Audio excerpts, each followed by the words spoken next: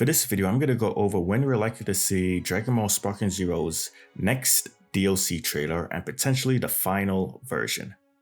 Now, the biggest thing I want to look at is Anime Expo. I would say that, especially because it's this week, that there's a possibility we might have a trailer for Sparking Zero Neo, which could probably give us like the actual release date and the price and maybe some new characters and a lot of other confirmations before they put it out.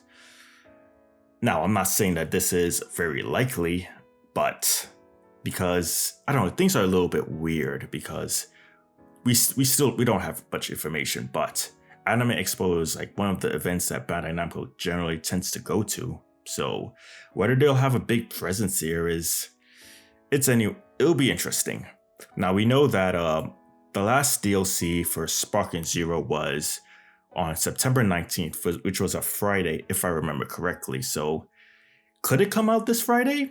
Maybe. I wouldn't put it at 0, but I also wouldn't say, hey, it's confirmed or it's actually going to be released.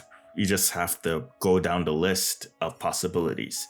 This is kind of where things get a little bit weird because technically speaking, Dragon Ball Sparking Zero is going to be promoted to high hell during July. So let's say it doesn't come out this week. Let's say the trailer doesn't come out today or this week. For July, would I say that it would come for Sparking Zero?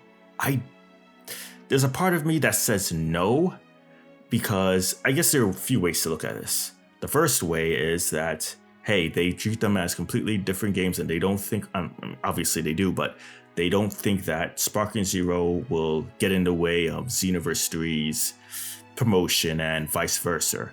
And we know that July 10th and above, we're going to be having a ton of demo gameplay. So July, I'm not really liking those chances. To me, I think it would just be stupid of them to release it in July because you're going to have all that promotion for, it's like, if you're a company, the best way to actually use your brain is to have maybe like a few weeks to even maybe a month, maybe a few weeks, 1 or 2 weeks, just 1 week, 2 weeks, just promoting one game and then maybe go on to the next. But with Bandai Namco, they've kind of like have Dragon Ball Xenoverse 3 promotion, Dragon Ball Sparking Zero DLC, and then Dragon Ball Xenoverse 2 Future Saga DLC, which just makes things very odd.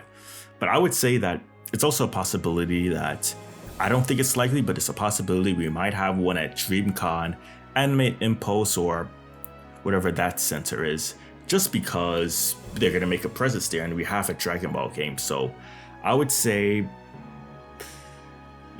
maybe don't get too excited, but just keep watching, just keep being there. Now, the last event that I'm thinking of right now is Gamescom.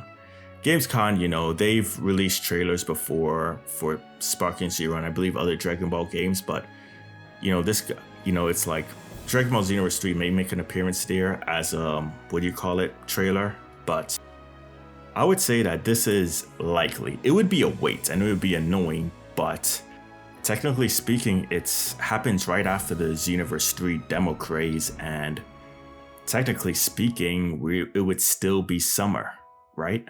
Release the final DLC in this event, put it to as high, not in this event, but the final trailer at this event, put it to a lot more eyes, could be possible, generate a lot more sales, and you have a renewed interest of Dragon Ball Sparking Zero. And if you're Bandai Namco, which means you're stupid, you release the DLC in 2 to 3 days without any preparation.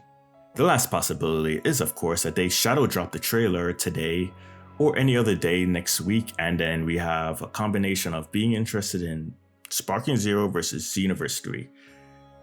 Or they release it in September. I don't know. It's like, I'm not worried about Dragon Ball Sparking Zero Neo's DLC in general. I don't think it'll be bad, but you have to wonder like what goes on in the mindsets of these advertisers and these PR people. I don't think they're doing a good job. They could have been promoting, giving us regular updates, but then they just shadow drop it, call it a day. It's very stupid, and this is what happens when you have a monopoly in the anime game industry. Anyway, that's it for now. Be sure to give this video a like, subscribe if you're new.